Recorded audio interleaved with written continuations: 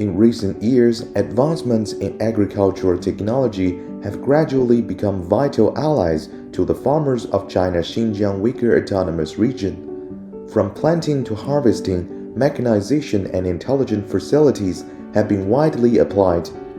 In Yuli County, Ai Haipen and his colleague Lin Lei, both post-90s generation, oversee about 200 hectares of cotton fields, which used to require around 25 to 30 laborers to manage.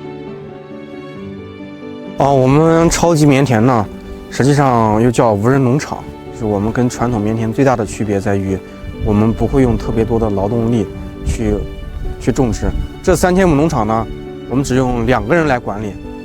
然后我们管理的实际上就是机器人和农业 AI， 我们用机器人去干这些农活，然后用农业 AI 去帮助我们去辅助管理整个农场的各个环节。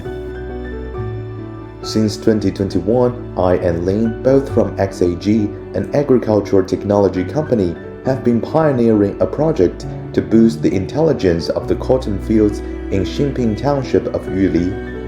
This innovative endeavor has introduced facilities like soil sensors, weather monitoring stations, farming operation recording systems, and a digital platform integrated with the Beidou navigation satellite system and agricultural drones. Equipped with advanced technologies, the smart cotton field has achieved greater yields with lower costs. 在那个种植成本上呢，我们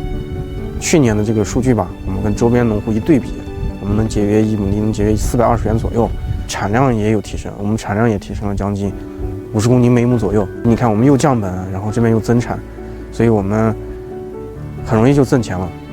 我们希望在未来呢，继续把我们的超级棉田打磨好，